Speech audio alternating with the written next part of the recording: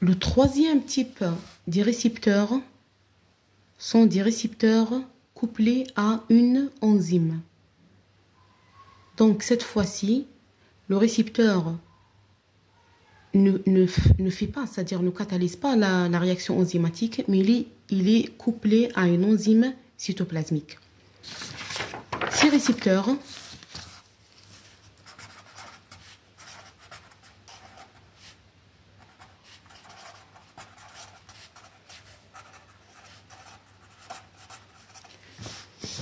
donc ont le plus souvent une activité tyrosine kinase. La structure de ces récepteurs sont généralement des monomères, parfois des dimères, des trimères, voire on trouve également des tétramères. Mais généralement, on a monomères, dimères et trimères, c'est-à-dire constitués d'une sous-unité, ou bien deux sous-unités, ou bien trois sous-unités. Les ligands pourraient être fixés. Donc, ces récepteurs pourraient être, c'est-à-dire des récepteurs pour des facteurs de croissance, growth factor, JF. On a également certains cytokines.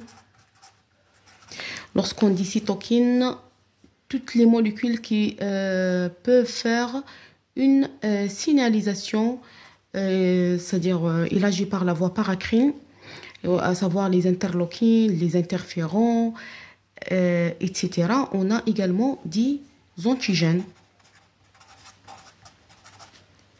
Comme un antigène, donc elle montre un peu bizarre. Donc je veux montrer ici cette planche. Donc la planche représente un lymphocyte B. Lors de leur activation, ici on a le récepteur d'un lymphocyte B, le BCR. Le BCR, comme vous savez, il est une structure d'un anticorps, c'est le IgM. Lié ou là est accompagné avec un co-récepteur le CD21. Ce CD21, donc il se fixe au niveau de l'antigène via un fragment de complément pour renforcer la liaison de l'antigène au niveau de BCR. Dans la partie cytoplasmique de ce CD21, on trouve un tyrosine kinase lié. Donc c'est la partie cytoplasmique où c'est un tyrosine kinase عنده الاسم تاعو SRC kinase. Donc le SRC kinase, quand il est activé par la fixation d'un antigène, qu'est-ce qu'il va faire? Il va phosphoryler les motifs tyrosine, des ITAM. Les ITAM liés existent au niveau de la partie cytoplasmique du dimère Ig-alpha et Ig-bêta, toujours accompagnés avec les récepteurs d'un BCR. Donc les ITAM devient des sites pour le recrutement ou la fixation d'autres protéines de signalisation. On a des protéines avec des termes, donc le SIC, le BLNK. BLNK, on se trouve dans une autre signalisation, les tchèbes, à la voie des MAP kinases. Donc on a la protéine de Sark homologie, SHC, on a de la JRB2, la sauce qui fait l'échange entre du GDP par un GTP de la protéine G monomérique, ARAS, donc l'activation de la voie des MAP kinases. Également, il y avait l'activation de phosphatidylinositol triphosphate, les cheveux à la voie des PKB, PDK, etc. Donc on a un chevauchement et internalisation des voies de signalisation. C'est pour cela je veux dire c'est que dans votre cours on a mentionné les notions générales du fait que lorsque on étudie ces quatre types de récepteurs, bien sûr, tu as les ligands hydrophiles, les récepteurs membranaires, n'importe quelle voie de signalisation. Donc, on voit des voies de signalisation compliquées comme ça. On peut lire cette signalisation ou là, c'est-à-dire de constater il s'agit de quoi ce type de récepteur et ça et ça et ça. Donc, les récepteurs couplés à une enzyme. La structure de ces récepteurs, on a soit des monomères, on a des dimères, ou bien également des trimères ou des tétramères. Toujours ici, c'est la partie récepteur qui fixe le ligand. Ici, dans la partie cytoplasmique, on trouve des enzymes liées. Comme ça, parfois, comme ça, d'accord? Donc, on trouve des enzymes liées. Les enzymes, غالبا في غالب الأحيان عندنا des enzymes à activité tyrosine kinase. Donc, sont des tyrosine kinase. Un exemple. Donc, tyrosine kinase, le plus connu, il se nomme le JAK kinase. Et il y a un tyrosine kinase nommé Janus kinase, abrévié par JAK. JAK, c'est-à-dire Janus kinase. D'accord? Donc, les JAK kinase.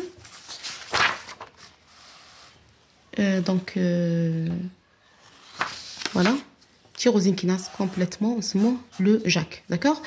Donc ce Janus, c'est un nom. Donc j'ai cherché un peu d'avoir, il s'agit de quoi cette Janus ou la وش هو المعنى تاعها. J'ai trouvé c'est que كاين des références يقول لك آلهة تاع الرومان. Mais le terme exactement j'ai pas trouvé il s'agit de quoi. Donc peut-être هذا اسم تاع آلهة تاع الرومان. المهم ما يهمناش في الاسم مي يهمنا في ليفي تاع هذا لو جاك.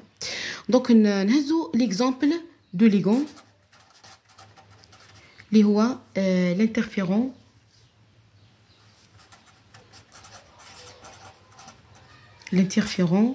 alpha et bêta. Interféron est abrévié par l'IA-FEN.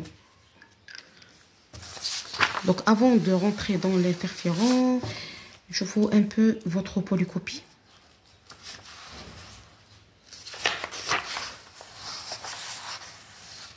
Donc on trouve ici le schéma qui montre un récepteur dimérique dans lequel il y avait un cytokine lié. Au niveau de la partie cytoplasmique, il y avait un JAK lié. Le JAK, lorsqu'il est activé par la fixation de cytokine, donc il va phosphoryler. Lorsqu'on dit kinase, manata phosphorylation. Il phosphoryle quoi? Il phosphoryle des facteurs de transcription. Les facteurs de transcription, c'est mot STAT. STAT désigne signal transducer and activator of transcription. C'est un signal de la transduction et de l'activation de la transcription. Donc ici on trouve un STAT phosphorylé, il forme un dimère. Le dimère est diffuse vers le noyau pour activer la transcription. Donc on a le métal l'interféron alpha et l'interféron bêta. L'interféron alpha et l'interféron bêta ont un effet antiviral. C'est-à-dire, lorsqu'il y avait un virus qui envahait un tissu, donc les cellules sécrètent l'interféron alpha et l'interféron bêta, également les macrophages, pour créer un environnement antiviral. L'interféron a des récepteurs au niveau des cellules. Donc ces interférons, les récepteurs sont des dimères. Donc la partie extracellulaire représente comme un récepteur pour l'IFN. Je prends ici alpha. Également pour le bêta, la même réponse. Donc la fixation de l'interféron au niveau de la partie extracellulaire donc provoque un changement de la conformation du récepteur qui passe comme une onde. Ou là, le récepteur a des vibrations. Lorsque les ondes passent vers la partie cytoplasmique, donc où il y avait un récepteur, pardon, une enzyme JAK liée, avec le JAK est inactif. Lorsque il y avait l'arrivée de signal comme en forme des ondes, il est actif, un JAK actif. Le JAK actif va activer ou la phosphoryler des STAT, des longues phosphorylation, fixation des phosphates. Les stats, des monomères inactifs. Comme ça. Donc, sont c'est-à-dire phosphorylés. C'est-à-dire que la phosphorylation va créer des sites d'attachement entre deux monomères pour former un dimère actif.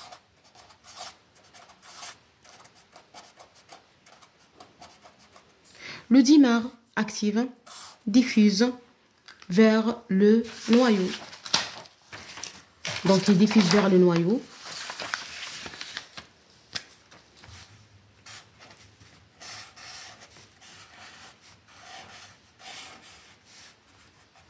Il sert comme un facteur de transcription. Qu'est-ce que ça veut dire un facteur de transcription? Donc, ce sont des facteurs, bien sûr, protéiques, très essentiels pour la transcription d'un gène. Au niveau d'un ADN, il y a un gène. En amont du gène, il y avait ce qu'on appelle le promoteur. Le promoteur, il fixe un facteur de transcription pour donner l'accès pour l'ARN polymérase de transcrire le gène en ARN M messager. D'accord? Donc, les stats, les dimères, diffusent au niveau du noyau, des sites au niveau de l'ADN. En fait, bien sûr, les stats, des familles. On a plusieurs familles des stats abréviées par des lettres, etc. يعني كل ligand عنده des stats spécifiques وهذوك les stats également عندهم des sites spécifiques au niveau de l'ADN. D'accord? Donc on a un stat dimère qui est fixé et va lancer la transcription du gène en ARN M. L'ARN M a bien sûr une protéine. Donc, en cas d'interféron alpha et bêta, la protéine, c'est quoi? C'est l'enzyme 2,5-oligo-adényl synthétase. C'est l'enzyme responsable de l'activation d'un ribonucléase. Un ribonucléase, c'est l'enzyme qui dégrade l'ARN. Donc, dégrade quoi? l'ARN viral. هكذا راح يقضي لنا على le virus au niveau de la cellule.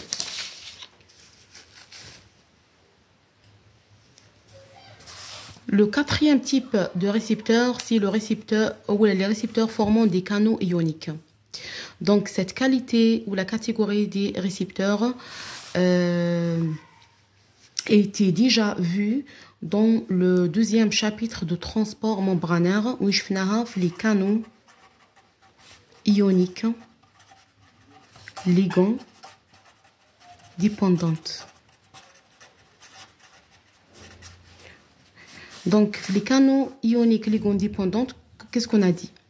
C'est que le canal est formé par des sous-unités. Parfois 4 sous-unités, parfois 5, etc. Donc, là, on est intéressé par le canal. C'est le canal qui laisse le passage d'un ion.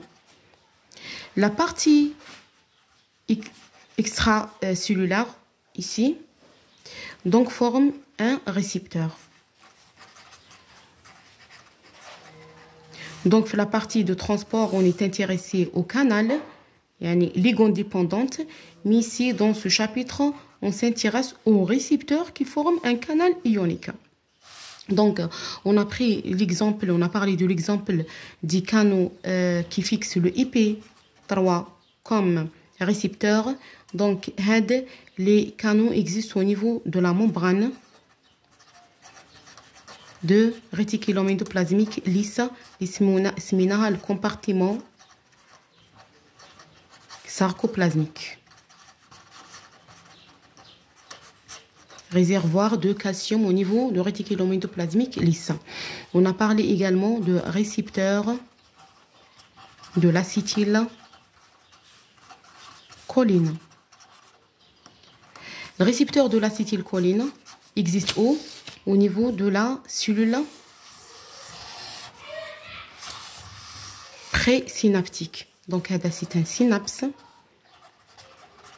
Le synapse existe entre un neurone et un autre neurone. Des cellules nerveuses entre les deux. Donc, on a un synapse qui permet le passage de l'influx nerveux d'un neurone à un neurone à travers le nerf. Et également dans les synapses entre les nerfs et les muscles. Donc, là, on parle de passage, c'est-à-dire le passage de l'influx nerveux. L'influx nerveux, bien sûr, commence par l'ouverture des canaux sodiques. Donc, il y avait l'entrée de sodium, canaux voltage dépendante. Donc, le signal passe d'un canal à l'autre vers les canaux calciques également, ligands dépendants. L'entrée de calcium au niveau de la cellule présynaptique provoque l'exocytose. Donc, c'est une exocytose contrôlée ou bien régulée. Les vésicules, l'exocytose des vésicules contenues de l'acétylcholine. Donc, l'acétylcholine est libérée au niveau de synapse. Qu'est-ce qu'il trouve au niveau de synapse? Il trouve des récepteurs formant des canaux ioniques. Le récepteur de l'acétylcholine, il est constitué de 5 sous-unités. Donc, on a 2 sous-unités alpha, c'est alpha 1, alpha 1. On a une sous-unité bêta, une sous-unité delta et une sous-unité gamma. Donc, on a 2 alpha, bêta, delta et gamma. Et l'acétylcholine, il se fixe au niveau des sous-unités alpha. Lorsque l'acétylcholine se fixe, donc le canal va changer l'organisation et ferme un canal ouvert qui permet l'entrée de sodium. Sodium, bien sûr, il est concentré ici. Là, au niveau de synapse, il y avait de sodium. Donc, le sodium, ça va être rentré vers la cellule post-synaptique et fait c'est-à-dire l'influx nerveux passe. Une remarque très importante à retenir, c'est que il y avait des récepteurs nommés ionotropes. Les séminaires dans les récepteurs qui forment des canaux ioniques. Il y avait d'autres récepteurs en ce moment métabotropiques. Métabotropique. Je mets un récepteur métabotropique. Donc, le récepteur, donc, ionotrope, le canal, c'est le canal. Lui-même représente un récepteur. La partie vers soit l'extracellulaire ou vers le cytoplasme, on va le récepteur. Au niveau de ces récepteurs, on va fixer le ligand. Le ligand est fixé, il بدل la conformation تاع les sous-unités et il provoque l'ouverture. يعني ديك القناة اللي كانت مغلقة تولي مفتوحة et il y avait le passage de l'ion. Alors que métabotropique, c'est autre chose. On a un récepteur et on a un canal totalement séparé. Le récepteur, souvent de récepteur couplé à la protéine G. Lorsque le ligand se fixe, va activer la protéine G. La J-alpha activée va donc activer un effecteur. C'est un effecteur primaire, un effecteur. L'effecteur est activer un canal ionique et permet l'entrée ou la sortie de l'ion. Ça dépend le mécanisme. On parle maintenant de la dopamine. Dopamine, il agit sur un récepteur couplé à la protéine G. La réponse, c'est l'entrée de l'ion calcium, le potassium vers la cellule. D'accord? Donc, l'entrée de l'ion potassium qui fait l'hyperpolarisation de la membrane. Donc, il faut distinguer bien la différence entre les deux types. Ionotrope, c'est la partie les nos récepteurs. La quatrième catégorie, c'est les récepteurs membranaires. Donc, le canal, c'est récepteur. Alors que ici, c'est la différence. هذا نسميه un récepteur métabotrope. C'est un récepteur seulement. Mais la réponse, c'est l'ouverture d'un canal ionique. Ok? Donc le récepteur et le canal sont séparés alors que c'est la même. يعني هنا عندنا une flèche. هنا هذه حتعطي لي هذه. Ici, donc, il y avait la fixation de ligand, l'activation de la protéine G et l'activation d'un effecteur qui va, c'est-à-dire, agir sur le canal et l'ouverture et l'entrée ou bien sortie de l'ion. Donc, après avoir terminé avec les mécanismes de transduction de signal concernant les ligands hydrophiles, ces ligands hydrophiles, je répète, donc عندهم des récepteurs membranaires, soit des récepteurs couplés à la protéine G, RCPG, soit ont des récepteurs à activité tyrosine, activité enzymatique. Souvent يعني شفنا la tyrosine kinase وين le récepteur lui-même عنده activité enzymatique ويدير ce qu'on appelle l'autophosphorylisation et l'activation d'un cascade de signalisation. On شفنا également la catégorie des récepteurs liés à un enzyme. Les récepteurs soit يكونوا des monomères, des dimères ou des trimères. Donc toujours la partie extracellulaire fixe le ligand. Donc même ici. Et au niveau de la partie cytoplasmique, on trouve un tyrosine, souvent également d'un tyrosine kinase lié comme l'exemple de Janus kinase. Donc les activinadistat puis la signalisation. Et la quatrième catégorie des récepteurs, je fais des récepteurs formant des canaux ioniques. Donc on a la partie extracellulaire fixe le ligand. Le ligand fixé donc permet la réorganisation de ces unités en forme d'un canal et libération, l'entrée ou bien sortie de l'ion. Voilà, donc on passe au récepteur récepteur des ligands hydrophobes. Donc récepteur des ligands hydrophobes ou bien même chose lipophiles. Donc on a déjà initié un peu à ce type de ligands hydrophobes. Donc on a dit que ces ligands ont des récepteurs. Donc on a la membrane plasmique, la bucco-lipidique. Un récepteur hydrophobe traverse directement la bucco-lipidique. Il se trouve au niveau du cytoplasme. Soit il trouve des récepteurs au niveau cytoplasmique, اسمهم des récepteurs cytoplasmiques à translocation nucléaire, يعني l'ensemble ou le complexe بعد يفوت vers le noyau, il sert comme un facteur de transcription. La transcription du gène spécifique. Ou bien des ligands également hydrophobes qui passent directement vers le noyau et au niveau des sites particuliers au niveau de l'ADN, ils trouvent le récepteur, il se fixe et lancer également la transcription des gènes spécifiques. Donc la structure de ces récepteurs, donc votre polycopie. Donc les ligands lipophiles ont des récepteurs nucléaires ou cytoplasmiques à translocation nucléaire, dont plus de 150 récepteurs différents sont identifiés. Ces récepteurs fonctionnent comme des facteurs de transcription activés par la fixation de ligand. C'est-à-dire au départ, ils sont inactifs. La fixation de ligand, donc, ils les activent et vont lancer la transcription. Ces récepteurs partagent la même structure générale. Cette dernière, la structure est classée en domaines fonctionnels. Où sont les domaines? On a une séquence de régulation et de l'activation.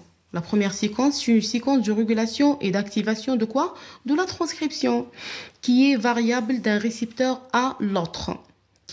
Il y avait une autre séquence, c'est la séquence de fixation au niveau de l'ADN. Donc, la séquence, c'est moi la séquence DBD, c'est-à-dire DNA, ADN en anglais, DNA Bending Domain. Ok, donc le site هذا حنهضروا عليه également عنده دي sites au niveau de l'ADN وين يقدر يتفيكس عليها. هذا bien sûr c'est de nature protéique راح يتفيكسها au niveau de l'acide nucléique qui est l'ADN. وعندنا la dernière séquence, c'est une séquence spécifique au ligand. Donc عندها une spécificité avec le ligand, c'est moi LBD, c'est ligand bending domain. Donc, je vais simplifier un peu cette structure.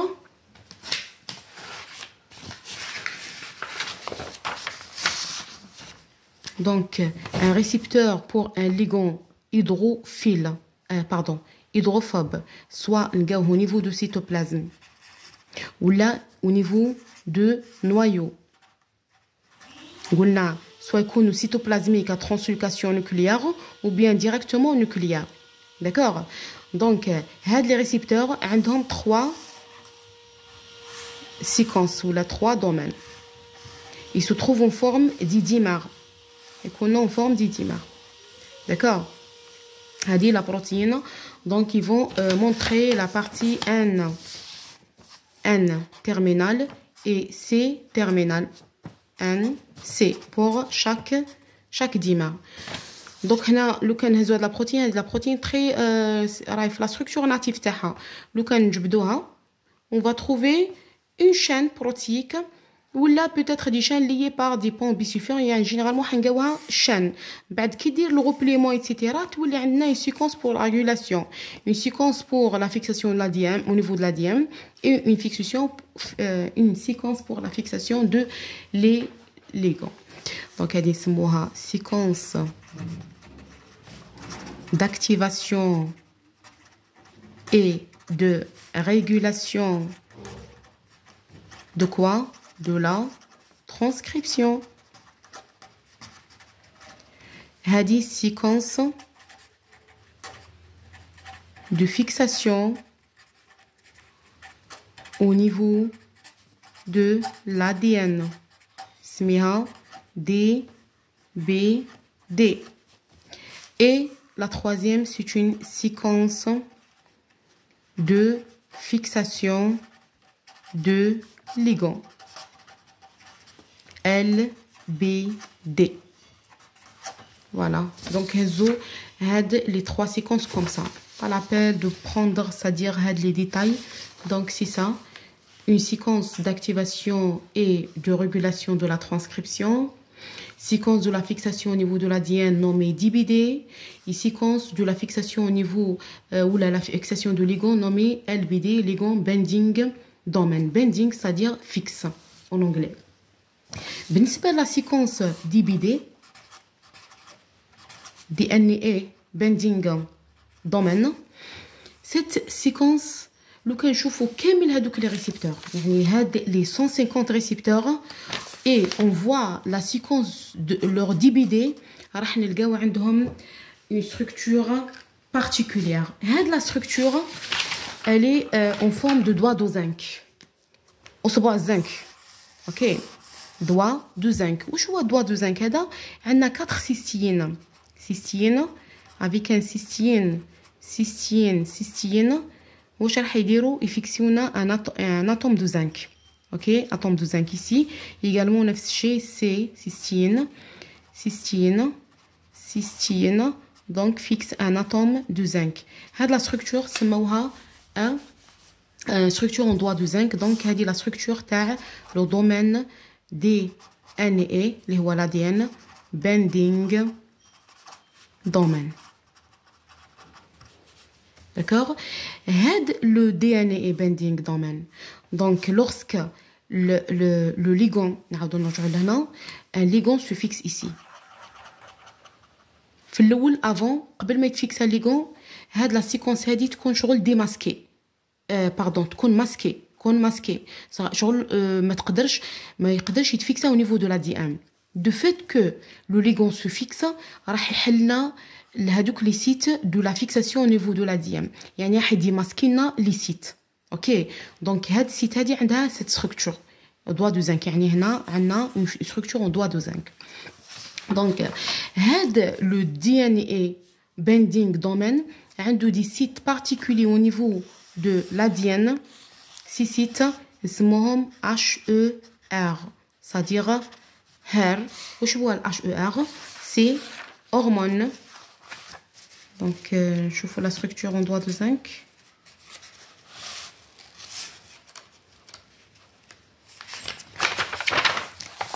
Voilà.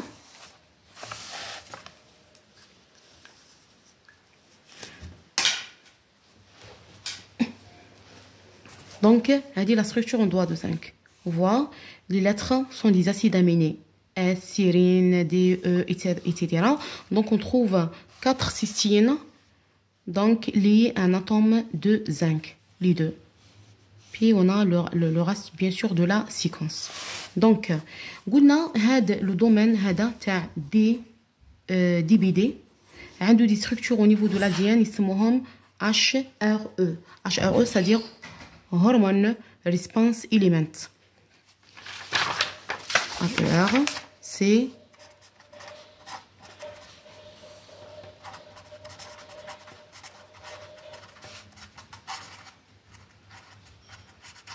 Hormone Response Element, ou l'élément de la réponse pour une hormone, ou là via contre une hormone, ou là effectué par une hormone. Donc, les récepteurs des ligands hydrophobes sont classés en 4 catégories. Donc, les chercheurs ont les classés en 4 classes, ou là 4 groupes. On a un groupe qui montre des récepteurs groupe 1, groupe 2, on a un groupe 3. Le groupe الأول عندنا des hormones stéroïdiens. Hormones stéroïdiens. Exemple de ces hormones, donc on a bien sûr les hormones sexuelles, à savoir le progestérone. On a également le testostérone. Le prostaglandine, etc. Bien sûr, le prostaglandine a des effets, c'est pas une hormone sexuelle, donc il a des effets dans l'inflammation, dans la contraction musculaire, etc. Donc, les hormones, ils trouvent à travers la couche lipidique. Ok? Que ce soit ça ou là pour ça. Ou il y a le récepteur au niveau de cytoplasme. Il fixe ça au niveau de récepteur. Donc, on a le récepteur où il y a la structure TAO. Il fixe ça, bien sûr, au niveau du domaine LBD, c'est-à-dire ligand bending domain. Il fixe ça, le ligand au niveau de LBD, où il va démasquer le site DBD. Donc, il est capable de se fixer au niveau d'un HER. Au niveau de l'ADN, bien sûr, ça dépend du ligand. Il y avait des HER spécifiques qui sert, le complexe Kimara, il sert comme un facteur de transcription. Facteur de transcription, il fixe au niveau de R, qui sert comme un promoteur. Et ça, bien sûr, il y a la transcription des gènes spécifiques. على حسب l'hormone راح تكون عندنا une réaction. هاد la réaction bien sûr مسؤول عليها des protéines sont codées au niveau de l'ADN. شكون يخلي l'ADN هذاك تصرا la transcription, c'est le complexe ligand récepteur اللي تفيكسا au niveau de HER. Donc, la première catégorie, ou là, le premier groupe, donc, c'est des récepteurs cytoplasmiques à translocation nucléaire. Donc, on a des récepteurs cytoplasmiques à translocation nucléaire. La deuxième catégorie des récepteurs, deuxième groupe, donc on a des hormones non thyroïdiennes. ماهمش thyroïdiens. Donc مثلا نلقاو هنا la vitamine D. Vitamine D, c'est une nature lipophile ou la hydrophobe. Directement, il traverse la bécouche lipidique directement. On a également l'acide rétinoïque. C'est un dérivé de la vitamine A. Donc, c'est l'acide rétinoïque. On prend également les hormones thyroïdiennes. Hormones thyroïdiennes. Je les hormones thyroïdiennes. On a les T3 et T4, les hormones des thyroxines. Donc, les exemples de ces ligands, donc, ils traversent également directement la bécouche lipidique. Il n'y a pas des hormones spécifiques ou des récepteurs spécifiques au niveau du cytoplasme. Ils diffusent vers le noyau. Au niveau du noyau, ils trouvent des récepteurs. Les récepteurs sont toujours dans la séquence HER spécifique. Les récepteurs toujours en forme de dimère. La structure dimérique existe. Il est installé au niveau de HER. Mais je ne peux pas dire قبل ما يجيها الليغون ما تقدرش دير la transcription. Du fait que le ligand arrive, se fixe au niveau de LBD, il lance l'activation et la régulation du gène, puis la transcription. Et dès la transcription du gène particulier en ARN M et la traduction en protéines pour faire la réponse. La troisième catégorie des récepteurs des ligands hydrophobes ou la lipophiles qui m'habitent. Donc, les ligands sont des récepteurs orphelins. Les récepteurs orphelins. orphelin معناتها يتيم ما عندوش ام ولا ما عندوش اب معناتها sont des récepteurs les ligands تاعهم مازال ماهوش identifiés يعني كاين récepteur. Les récepteurs souvent existent au niveau du noyau. يعني عندهم la même structure تاع les récepteurs nucléaires. Existe ici au niveau de l'ADN, mais quel est le ligand fixé ou quel est le gène traduit en aval, donc هذا reste non identifié à nos jours. اسموهم des récepteurs orphelins. Donc on a les différents types de récepteurs. On a des récepteurs cytoplasmiques à translocation nucléaire. Le ligand se fixe. Le complexe ligand-récepteur passe vers l'ADN. Il y a des séquences nommées HER. Le complexe fixe au niveau de HER, il active la transcription des gènes spécifiques. La deuxième catégorie des récepteurs sont des récepteurs nucléaires. Ils existent directement au niveau de l'ADN, mais son ligand reste inactif. Dès que le ligand arrive, se fixe, donc il déclenche la régulation et la transcription de gènes. Et la troisième catégorie sont des récepteurs orphelins qui partagent la même structure que les récepteurs nucléaires et en existent au niveau du noyau, mais pour lesquels les ligands ne sont pas identifiés.